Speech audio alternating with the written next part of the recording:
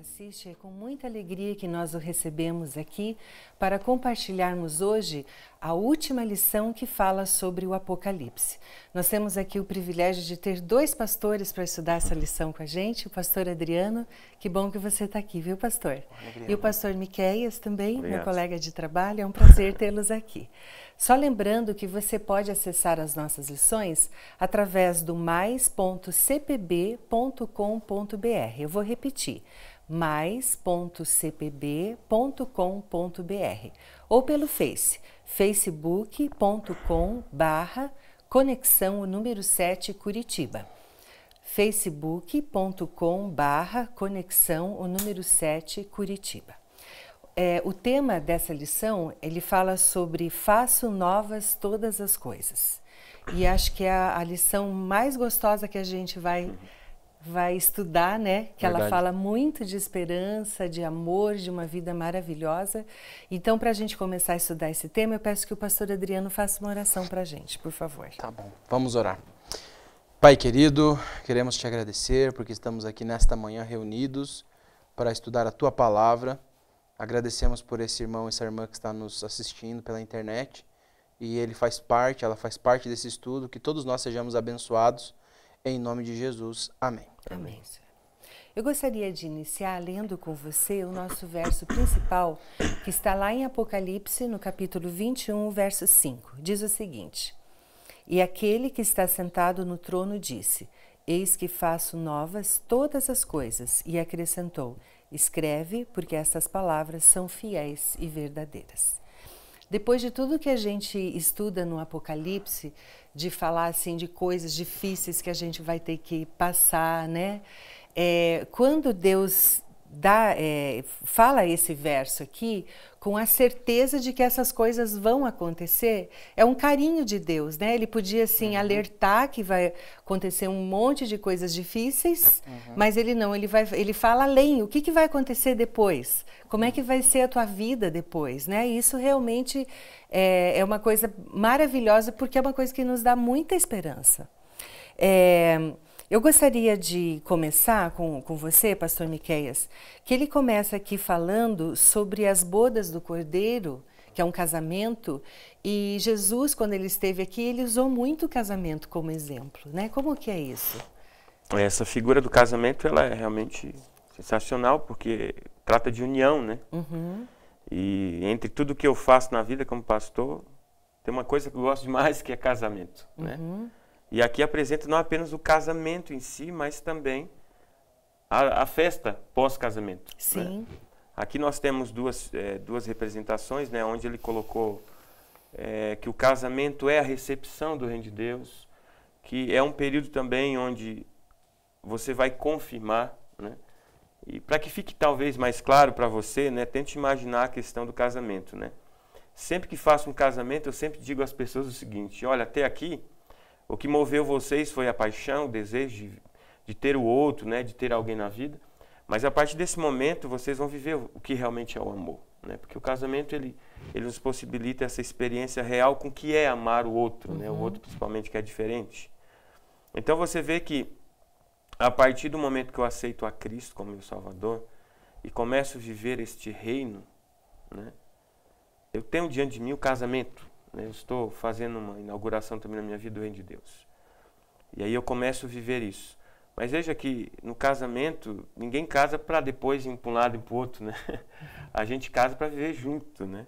Então, tem essa representação, né, do casamento no sentido de que é inaugurado o Reino de Deus em nós, mas também ele virá essa terra e aí ele será o nosso reino, se entrará no trono e nós reinaremos para sempre com ele, né? Mas também o casamento, ele apresenta, né, ou ele nos possibilita essa oportunidade de conhecer o outro verdadeiramente, né? E aí a lição colocou, né, o nosso livro colocou que é um período também onde está sendo investigado, onde você começa a perceber, né, realmente quem você é.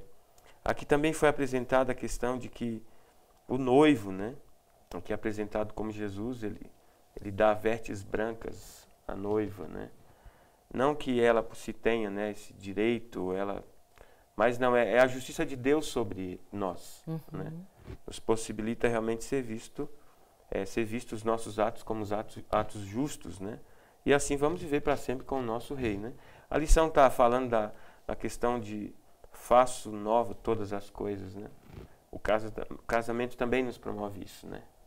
Você casa e vai viver uma nova vida, né? Uma vida totalmente diferente. Aqui ele faz né? essa figura e vai ser assim, né? No futuro, quando Cristo inaugurar seu reino e vivemos para Ele para sempre, né? E a última coisa que eu queria colocar aqui é que para que você viva, né? Esse casamento aqui diz que nós temos que abandonar a nossa autossuficiência, a nossa confiança em si mesmo, né? Então, quando você lembrar viver, né? Você que é casado, principalmente, estiver vivendo o casamento, lembre, né? Dessa mensagem também na Bíblia que faz menção a esse estar com Deus e morar com Ele para sempre, né? Uma coisa interessante também que a lição trouxe é que a gente já recebeu essa promessa, né, dessa festa há mais ou menos 2000 anos atrás. Lá em João 14, né, Jesus ele diz, olha, eu estou indo e vou preparar um lugar para vocês. Na casa do meu pai tem muitas moradas. Essa promessa também tem a ver com o casamento, né? Vocês são meus convidados para virem participar. Eu estou preparando um lugar para vocês. Ou seja, a gente tem essa promessa desde a primeira vinda de Jesus. A gente está nesse tempo de preparação, né? E tem uma outra parábola que envolve casamento também, que é a parábola das 10 virgens, que eu lembrei, né? E ela fala sobre essa necessidade da gente entender que nós estamos no tempo da preparação. Porque naquela parábola das 10 virgens tem 5 que elas chega um momento que elas desanimam assim do casamento, né? E 5 delas permanecem ainda ali com óleo de sobra, né? Aguardando, esperando, e quando a festa aparece, elas estão prontas. Então a gente pode ser das virgens loucas, né? Que deixamos aí a correria, o dia a dia engolir a gente, ou das virgens sábias, que guardaram azeite de sobra e que mantiveram aquela esperança, né? Então a gente precisa entender que estamos vivendo nessa época e que quando Jesus voltar para nos buscar para essa festa, a gente tem que estar ali com o coração aquecido, como lá no princípio, né? Eu acho muito interessante aqui porque todos os exemplos de Cristo eram muito práticos no nosso dia a dia, né? E quando a gente pensa em Jesus como o noivo, ele era o centro. Ele é o que estava providenciando um lar para sua esposa, que seria a igreja, né? Como você falou, pastor. E ele fala sempre assim, vocês podem confiar em mim totalmente, né? Então existe aquela submissão, mas é uma submissão que não é uma coisa ruim. Sim. É porque ele sabe exatamente tudo o que pode ser feito, como deve ser feito, e sabe tudo da nossa vida, né? Então é uma entrega total, né? E verdadeira. Verdade. E é interessante também nessa questão das bordas, né? Porque quando a gente participa de um casamento, todo mundo está ali, a gente não tem esse contato direto com o noivo. Mas após o casamento que vem as bordas, a gente está lá na festa, mas está esperando o noivo, né? Porque quando ele entra tem toda aquela festa, né? E aí a gente realmente pode estar com o noivo, né? Comer com o noivo, cear com o noivo. E a gente vê que essa é a realidade que a Bíblia apresenta para nós, né? Futuramente. Sim. Será assim, né? Sim. Pastor Adriano, o próximo tema aqui da lição, ela fala sobre o Armagedon, e é uma palavra assim que a gente vê muito nos filmes, assim como uma catástrofe, uma coisa sobrenatural, né? O que a Bíblia fala nesse Armagedon? Sobre o fim, né? Bom, como a gente estudou nas lições anteriores, vocês devem ter acompanhado, inclusive se não viram, podem entrar ali no link, né, do Conexão 7, lá no Facebook, vocês vão ver as outras lições que elas falam mais sobre essa batalha do Armagedon, né? Capítulo 17, capítulo 16, 17, fala bastante sobre esse último grande conflito. A questão das 7 pragas também, que ajudam o povo a vencer esse Armagedon. E de fato, a gente nas últimas 3 semanas estudou muito sobre guerra, sobre batalha, sobre as estratégias do inimigo para vencer essa última grande batalha, né? Que está aguardada ali para os últimos momentos antes da volta de Jesus. Mas aqui nesse capítulo, a gente tem a esperança da vitória de Jesus sobre esse Armagedon, né? E é muito lindo como a Bíblia aqui descreve, né, a volta de Jesus. Eu queria ler para vocês, está aqui em Apocalipse 19, versículo 11 a 16. Acho que é uma maneira diferente da gente visualizar a volta de Jesus. A gente sempre lembra, né? Jesus vai abrir o céu, vai sair ali aquele ser majestoso, coberto de anjos, mas aqui ele narra um pouquinho diferente. Olha só que legal. Vi o céu aberto, verso 11, e eis um cavalo branco. O seu cavaleiro se chama Fiel e Verdadeiro, e julga e peleja com justiça. Os seus olhos são chamas de fogo, na sua cabeça há muitas diademas. tem um nome escrito que ninguém conhece, senão ele mesmo. Verso 13, está vestido com um manto tinto de sangue, e o seu nome se chama o Verbo de Deus. E seguiam-no os exércitos que há no céu, montando cavalos brancos, com vestiduras de linho finíssimo, branco e puro. Saía da sua boca uma espada afiada, para com ele ferir as nações, e ele mesmo as regerá com cetro de ferro. E pessoalmente pisa o lagar do vinho do furor da ira do Deus Todo-Poderoso. E o 16, tem no seu manto e na sua coxa um nome escrito Rei dos Reis e Senhor dos Senhores. Cheio de detalhes, né, Cheio pastor? de detalhes, de poder, né? Ele está vindo realmente aqui para acabar com o inimigo de uma vez por todas. Então essa cena aqui é exatamente a volta de Jesus. Em outros lugares está narrado de uma forma diferente. Mas aqui, por causa desse contexto de guerra, né, ele vem num cavalo branco, com uma espada afiada, com aquele exército de anjos ali, vestidos de branco, um linho finíssimo, para vencer, para destruir esse inimigo que há tantos anos tem tentado acabar com a nossa vida, tem atrapalhado, tem nos feito sofrer. E a gente às vezes olha para esse mundo de desgraça, quando a gente vê essas tragédias acontecendo, né? Matança, e a gente diz quando que isso vai acabar.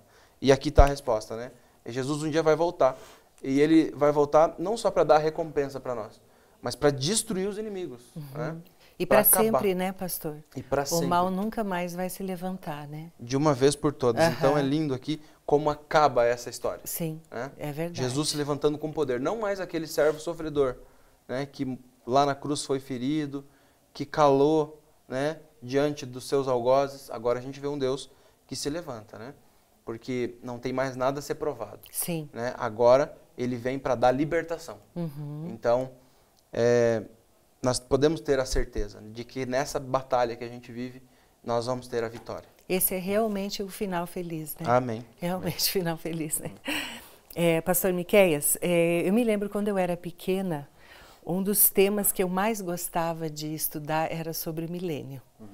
Porque, assim, quando a gente passa para as crianças, realmente é uma coisa fabulosa, é um mundo encantado, né? Como que vai acontecer o milênio? Como o pastor Adriano bem colocou, né? Tem toda esse final, né? E após esse final, que nós entendemos aqui, da volta de Cristo, a gente entende que a partir dali começa um novo momento, né? Na vida, principalmente dos salvos, né? E ali é apresentado como milênio. Eu sempre gosto de pensar, queridos, e incentivar as pessoas a entenderem de que, assim, o mundo que nós vivemos, devido ao pecado, nós vivemos debaixo de um sistema complicado, onde ele tem cada dia mais nos levado à revolta, nos levado à justiça própria, né, à nossa autoindependência. E você vê que quando Jesus volta aqui a esta terra, ele também vem inaugurar esse sistema novo, né, esse jeito de viver diferente, que é o reino de Deus. E antes que que a gente venha habitar na nova terra, né, onde o governo é o governo de Deus, há aqui apresentado 1000 anos, né? A gente fica imaginando, né, que isso seja literal, que a gente possa contar, mas o fato é que haverá um tempo, né, onde nós estaremos com Jesus, conheceremos aí o universo, né, e ele vai apresentar muitas coisas diante de nós ali, aqueles que estão salvos, né, que foram arrebatados para o céu. E aqui coloca que durante esses 1000 anos, né, enquanto estamos com ele, Satanás, né, e seus anjos estarão aqui nesta terra, a terra estará devastada, destruída, né? Uma forma também, né, de Satanás e seus anjos contemplarem, né, que toda escolha tem uma consequência. Infelizmente, né, eles vão contemplar aquilo que tem de pior, né? Agora aqueles que aceitaram Jesus vão contemplar aquilo que tem de melhor, né? Estarão com seu reino, com seu rei. E nesse momento do milênio aqui coloca que eles vão participar de um julgamento. Mas nós entendemos, né, a partir do contexto do Apocalipse, de Daniel e da própria Bíblia, de que não é que os seres humanos que estão ali vão determinar, né? Já está determinado, já está determinado. Não é que haverá uma segunda chance. Até porque Deus já nos deu mais do que 2 chances. Né? Nós temos aí chances demais dadas aqui em vida. Mas o fato é que eles vão poder confirmar, né, que esse Deus é justo. Né? E veja, isso é maravilhoso, isso deveria emocionar a gente, porque nós não estamos diante de alguém que quer nos destruir. Sim. Ele está diante de alguém que quer mostrar que alguém o acusou e nem esse acusador, né? Veja, ele poderia ter destruído esse acusador imediatamente, mas não, ele deixou que as coisas andassem e que nós percebêssemos, né, com os nossos olhos o que é certo e o que é errado. E esses que estão ali decidiram fazer o que é certo, estarão lá também por sua decisão. E vão confirmar que realmente os atos de Deus são justos. Sim. E ele não precisava fazer isso, né, pastor? Não precisava dar essa oportunidade para que a gente visse, nossa, aquela pessoa tinha certeza que ela ia se salvar, por que ela não se salvou? E vai tirar todas as dúvidas, né, pastor? Na verdade, a gente tem já argumento de sobra para destruir o inimigo e todos aqueles que ficam com ele, né? Mas aqui a gente vê que Deus, ele é muito justo, né? Muito justo. Ele quer mostrar, ele quer que a gente examine a justiça dele. Ele não apenas executa, faz, mas ele diz, olha, agora olhem aí para ver se vocês acham que eu estou com a razão, né? E a gente viu ali que antes das bodas tem uma espécie de um exame, né? Para saber se a veste está adequada para a vestimenta, que seria um momento de investigação. E a gente entende que o juízo de Deus tem 3 fases. A primeira que é essa parte da investigação, que acontece antes das bodas, né? E agora a gente está nessa segunda fase aqui, que é o que a gente chama de juízo comprovatório. Né? Antes foi feita a investigação, já foi dado o veredicto na volta de Jesus, o inimigo já foi preso, né? Os salvos já foram levados para o céu, então já foi dada a sentença, né? Esse está absolvido e esse está fadado a condenado. Condenado. Né? Então agora existe a parte da comprovação. Deus pede para os salvos nesse período de 1000 anos terem acesso a todos os registros. Né? Paulo diz, olha, vocês vão julgar o mundo, mas nesse sentido, como foi colocado aqui bem pelo pastor Miqueias, de comprovar. Sim. Né? Ninguém vai mudar nada, né, nada. pastor? É você ter uma análise, né? E até é interessante que o Apocalipse diz que o resultado disso é que a gente vai jogar as coroas nos pés de Jesus e dizer, santo é o Cordeiro, justo, né? Então, você vai analisar, entender o porquê das coisas. Então, talvez aqui a gente vai ter a resposta para muitas perguntas que hoje a gente não tem, né? Às vezes falece alguém, morre alguém que parecia tão inocente e a gente diz, por que, Senhor? Né? Ou quem sabe, uma pessoa tão cruel, né, se safa e a gente se questiona. O mundo traz muitas questões pra gente. A gente coloca Deus muitas vezes, né, ali no banco de réu. Sim. E aqui a gente vai poder comprovar tudo isso. E o resultado é que a gente vai ver o amor de Deus mais uma vez. Né? Então, e do outro lado, Satanás, ele está aqui esperando o momento da sentença, da execução. Até queria que você falasse sobre isso, pastor, porque aqui ele fala de um novo céu e uma nova terra, e às vezes se vê a figura de Satanás acorrentado, mas não é concorrente de verdade, não é verdade? É interessante, tem um texto aqui na lição que ele citou, que a lição cita, né, que é Jeremias 4, 23 e 26, que narra como que a terra vai ficar nesse período de 1000 anos, né? Sim. Olhei para a terra e ei-la sem forma e vazia, para os céus e não tinha luz. Olhei para os montes e eis que tremiam e todos os outeiros estremeciam. Olhei e eis que não havia homem nenhum e todas as aves dos céus haviam fugido.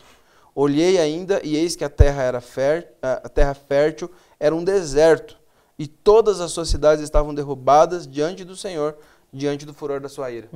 Ou seja, é um cenário aqui apocalíptico, como a gente vê nesses filmes aí, né? Sim. Tudo, não tem nada. Agora aqui não tem homem nenhum, não tem ave nenhum, não tem bicho nenhum. É um deserto, está tudo inabitado. Só tem Satanás e os seus anjos. Pastor Miqueias, você acha que a gente podia dizer que a Terra seria antes da criação, mais ou menos nesse caos? Sem forma e vazia. É isso, né? Nos leva a pensar isso, né? Que está um caos ali, né? Aonde a proposta de Satanás levou, né? Sim, até que ponto chegou, né? Exatamente. Fez aquela terra maravilhosa voltar a ser sem forma e vazia. Porque eu vejo assim, agora a gente tem o sol que nasce todos os dias, né? A gente tem água, a gente tem animais e flores e né, uma natureza ainda muito bonita, né? E por isso que é uma prisão para Satanás, Sim. Porque ele não tem ninguém para tentar. Porque ele não tem ninguém. Então ele fica ali, como a gente pode dizer, de castigo, né? Como uma criança. Você vai pensar no que tu fez agora. Sim. Exatamente. E aqui também representa esse quadro, né? A que ponto o pecado nos leva, né? A gente chega à ruína de não... de estar dentro do buraco e o buraco é escuro e a gente não tem mais para onde ir. Né? Isso também é representado nessa atitude, né? De ter escolhido o contrário, né? A Deus E você vê que é um quadro realmente de isolação, né? Destruição. Onde, ou seja, pós-destruição, né? Porque não há mais nada, né? Porque não há mais Não há mais nada. sentido. É um ambiente onde a vida pede seu fim, né? Porque não tem como viver num ambiente desse. Mas é exatamente chegar nessa forma radical é que Deus quer mostrar até que ponto pode ir, né, pastor? Para que nunca mais o pecado se levante, né? Exatamente. Exatamente isso, né? Pastor Miqueias, e como que vai ser a nossa nova Jerusalém? Olha, eu tive uma visão ontem. Mas, gente, é importante entendermos que, né, como o Paulo fala, né? Por mais que a gente pense, que a gente imagine, Sim. embora ali ele esteja falando, né, no contexto da obra do Espírito Santo em nossa vida, né? Mas nós temos ali todo um contexto, e o que a Bíblia também nos permite pensar de que a gente vai imaginar muitas coisas, como será essa nova terra, né, a nova Jerusalém, mas o que ela apresenta para nós, assim, né, em Apocalipse, primeiro é um lugar perfeito, né? A equidade, né, a igualdade, né?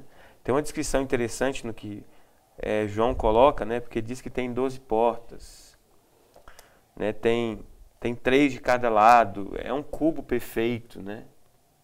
E é interessante porque na soma de tudo isso, você vai encontrar também 144 mil estádios, né, que será a medida. Você vê toda uma relação, né, numérica aí, né, que nos fala de que né? todos, né, têm acesso, podem ter acesso, né, à salvação, todos podem entrar nessa cidade prometida por Deus, né? É só aceitar Ele como seu Salvador. Ali também mostra, né, que haverá uma representação de todos aqueles, né? Não é só o brasileiro que vai ser salvo, né? Vai ser chinês e tudo mais. Onde você estiver, você pode aceitar esse Salvador. Então é interessante porque essa cidade, realmente, embora, né, na descrição parece um negócio quadrado, né? Mas é mais essa visão da perfeição de Deus, né? O acesso a isso, né? Aqueles que estarão terão liberdade de entrar, né? Não será impedido, eles entrarão ali, né? A grande liberdade deles estarem ali. E ali também é apresentada a questão do rio, né, de água. Você vê que a água é um elemento indispensável. É vida, né? Vida, água é né? vida. A gente teve agora, semana passada, dia 22, dia da água, né? Deveríamos, quem sabe, ter uma vida aí para comemorar a água, já que ela representa a vida. Mas é aquela coisa de fluir realmente. Ali a vida é a fonte da vida, né? Nós estaremos diante da fonte da vida. Aqui também colocou a questão de um alimento, né, que nos restaura, que nos cura, não no sentido de que haverá doença lá, né? Mas é algo que realmente o nosso crescimento é progressivo. Aqui nessa terra, né, a gente vê que é um mundo permeado pela evolução, né? O evolucionismo, onde chega um momento que você não serve mais para nada. Sim.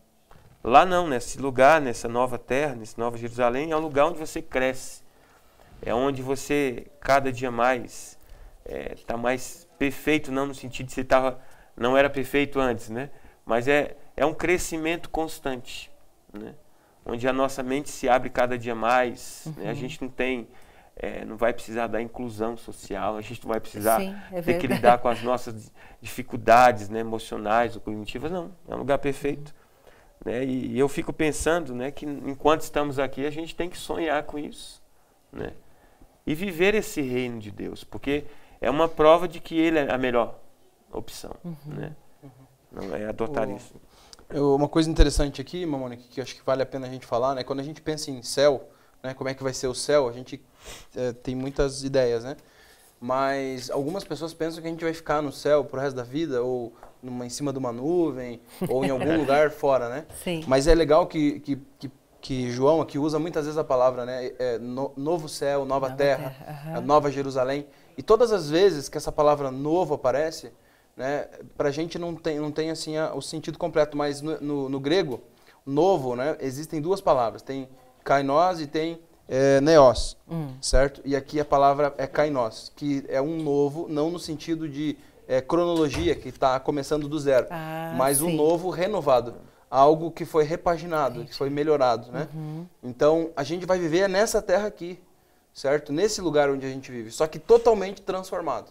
Né? Lá em Pedro diz que vai ser transformado pelo fogo, e o fogo é o agente purificador, então que vai destruir toda a impureza, né? Mas aí Deus vai fazer nesse lugar que a gente vive, né, um lugar novo, melhor do que era, sem a presença do pecado. Sim. E o mais importante de tudo, João diz assim, ó, e eis o tabernáculo de Deus com os homens, né? Ele vai estar com a gente. Isso é impressionante, né, pastor? Essa é a melhor parte de todas. Melhor, porque ele vai estar fazendo a habitação dele junto conosco, né? Tem toda essa parte, né, dos muros, da cidade ser de ouro puro, né, e tal. Mas o mais importante de tudo é que Deus vai estar com a gente. Um dia, quando Lázaro estava lá morto, né, e Jesus chegou para ressuscitar Lázaro, Maria disse assim, Jesus, se você estivesse aqui, isso não teria acontecido. E ela falou exatamente, né? Se Jesus está com a gente, não existe morte, não existe sofrimento, não existe pecado, não existe nada.